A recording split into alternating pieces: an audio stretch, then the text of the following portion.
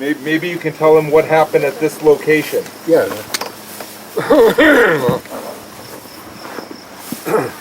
At 94, I'm probably the last and only connection with the battlefield.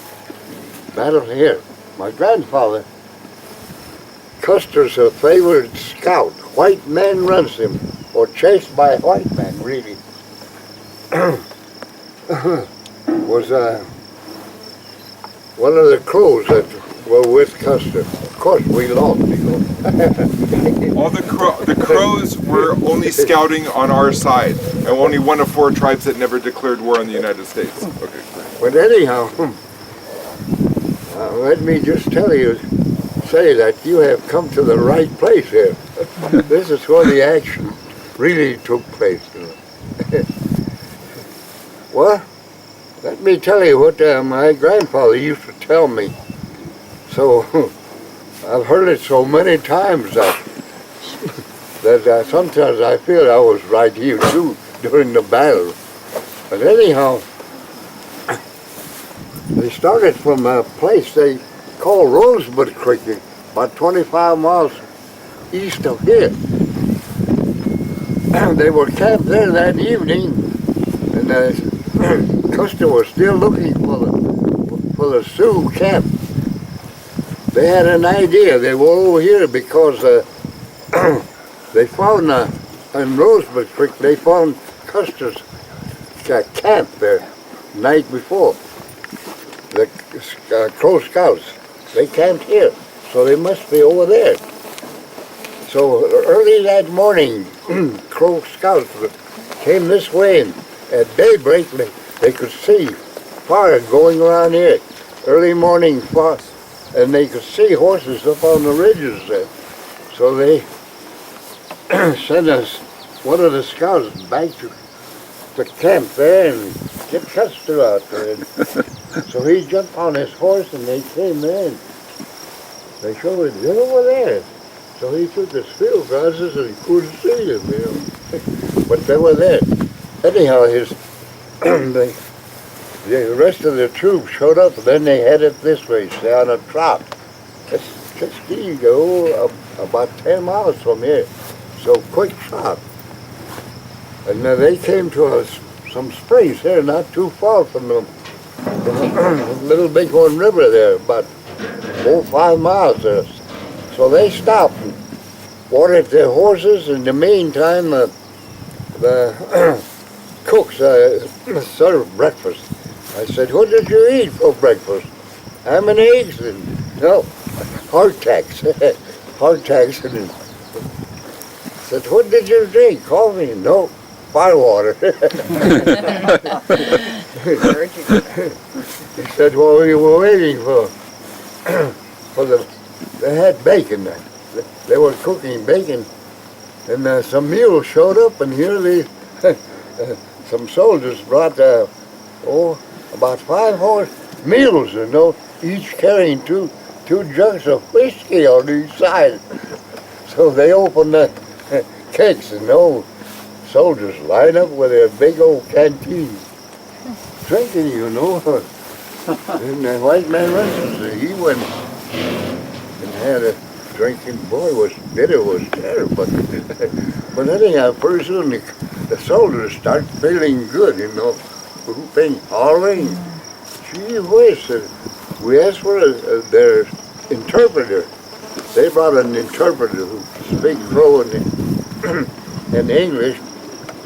Said, why are they drinking at a time like this? Oh, said, Custer wants to make his soldiers brave. So when by the time they hit here, they were drunk.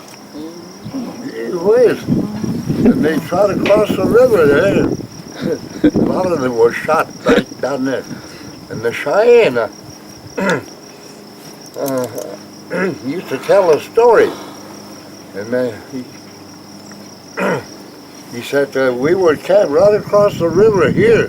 The Cheyennes were here, the Sioux were further up where his store, Gary owned a store over here. Quite a good-sized camp, you know. So the word came that only soldiers are coming down what they call the Medicine Tail. that cruelly coming down here. So the chief said, "Get on your horses quickly, stand on the side of the river here." So we waited, said, "Now look," said, "they're going to cross the river, but on their way," said, "you will see a man carrying a flag."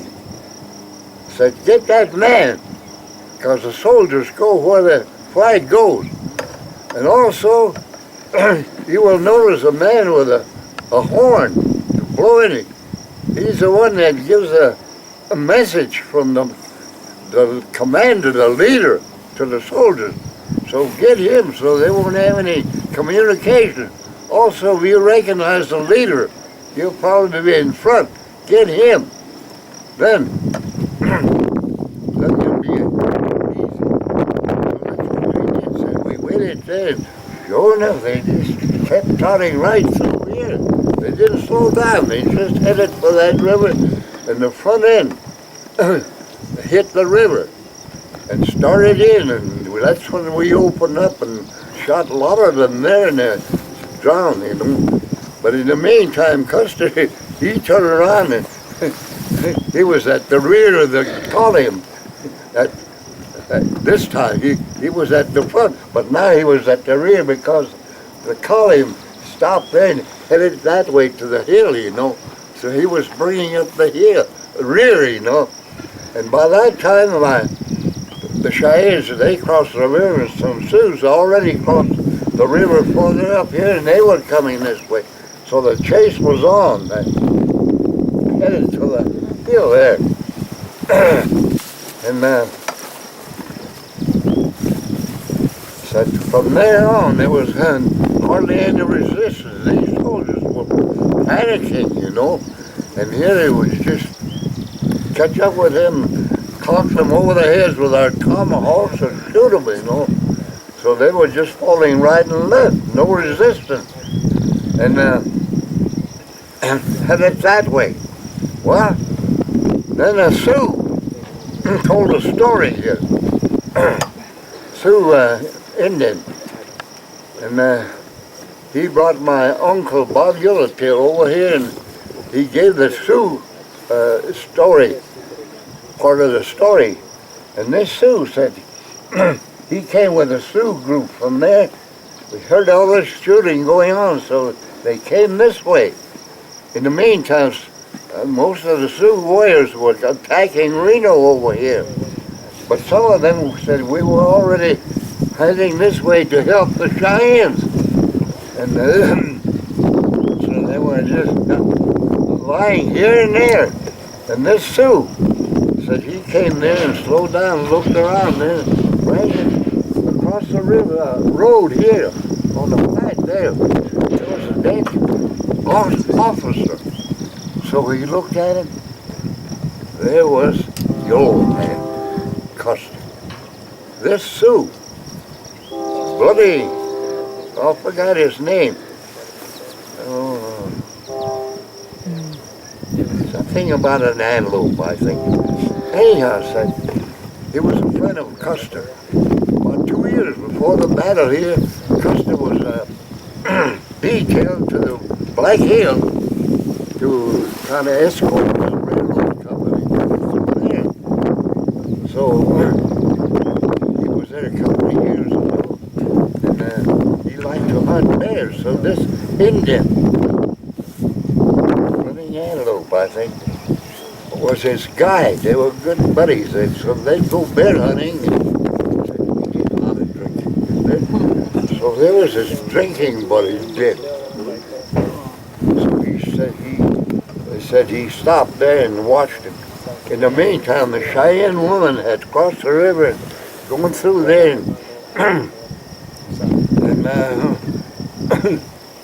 and abusing the dead soldiers, cutting their ears off and things like that. You know, it's terrible. So some Cheyenne women were coming there with their knives, and he said, "You stay away from him. If you touch him, I'm going to kill you. It's my friend." So they left. And then afterwards, when the battle was over, it didn't last too long. And the warriors and the women finally got back to their camp. And this Sioux took his friend, Yellow Hair, and put him on one of the horses, a lot of loose horses. Took him over there and dumped him off over there with the rest of the soldiers on a hill there. So that's how they found his body. And the next day when the relief column showed up, you know, and there they found his body up there with a bullet hole in the chest. I guess they shot him while he was here. So that was the end of Custer up there. And his scouts, well, according to historians, nobody survived over here. They're all dead. So no one could really tell a story what happened there. But actually there were survivors. 3 Crow Indians who were with Custer, who were here with him. But they were lucky. As they were heading down the Medicine Tail Coulee, he stopped and said, "You boys, you can leave now." He said, I hired you to show me the camp, and you haven't done that already. So you can leave now. And their interpreter, Chief Scout, said to them, said, "Boys, you're late. He's letting you go now. You better go right now." Said, "With me, I can't go. I signed up. So I'll be dead with him in a few minutes now. So get out of here quickly." And my grandfather said they jumped off their horses and headed up that little coulee there. Said, they ran into some soldiers there with mules there with ammunition. And they were fighting, and the Sioux were on them. Say, we joined, helped them a little bit, but it was getting too hot, so we took off.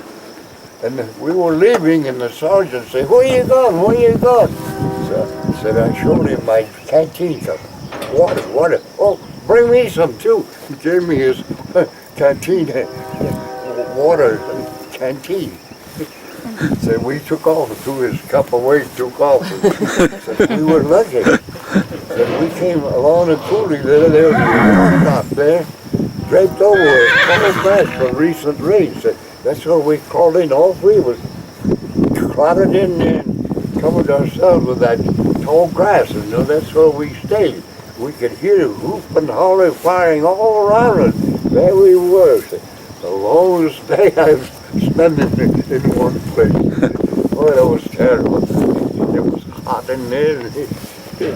But finally, when it was over and we got things kind of quieted down, so it was getting late anyhow.